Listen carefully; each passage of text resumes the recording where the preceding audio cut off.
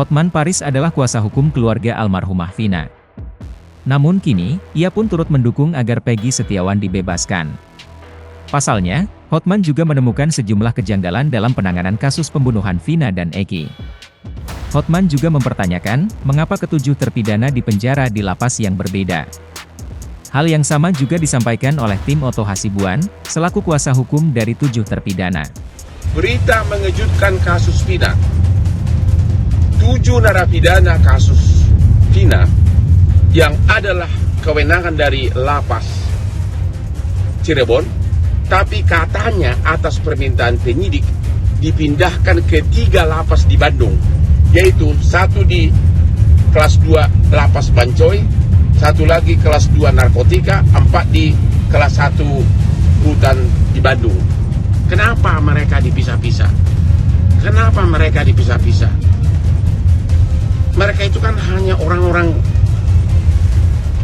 pendidikan rendah, bahkan ada yang buruh bangunan. Kalau dipisah-pisah begini, mental mereka makin lemah, makin nggak berani, makin nggak berani menyatakan kebenaran.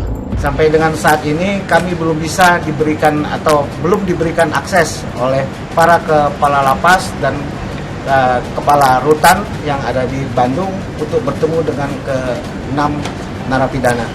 Sehingga kami memandang perlu berkoordinasi dengan Komnas HAM. Bukan kesulitan, tidak diberikan izin. Ya, itu yang jadi kendala, makanya kita hadir di sini. Dari Dirjen Lapas di sini tidak mengetahui. Itu tadi disampaikan. Ya, artinya ini akan diluruskan ya, supaya bisa diberikan akses ini. Karena ternyata mereka nggak tahu gitu. Ya, ini rupanya di UPT-nya ya, di Bandungnya. Karena memang ini yang kami harapkan, karena terpidana ini sebenarnya berada di bawah kewenangan sekarang Dirjen Lapas sebenarnya, gitu ya. Dan kalau di BON itu, BON berapa lama sebenarnya.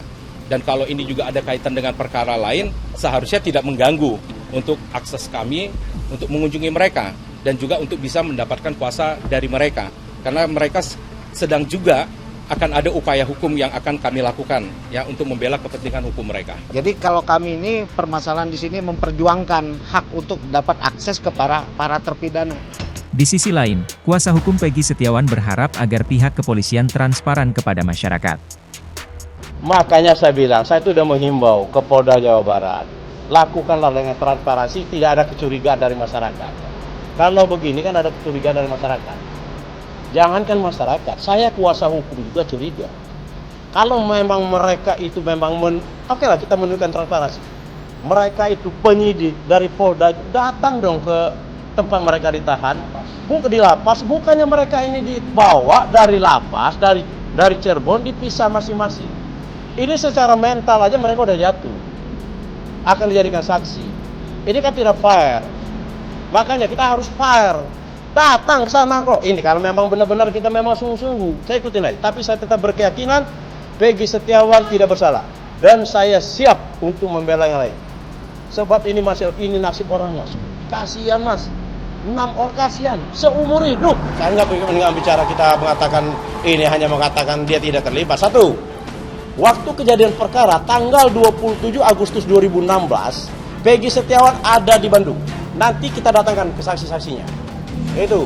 Yang kedua, apa dikatakan DP oleh polisi itu tidak sesuai dengan ada yang pada diri Peggy Setiawan.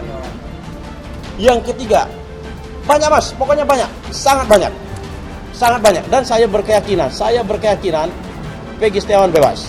Kami sebenarnya sudah berulang kali menyampaikan kepada Polda Jawa Barat.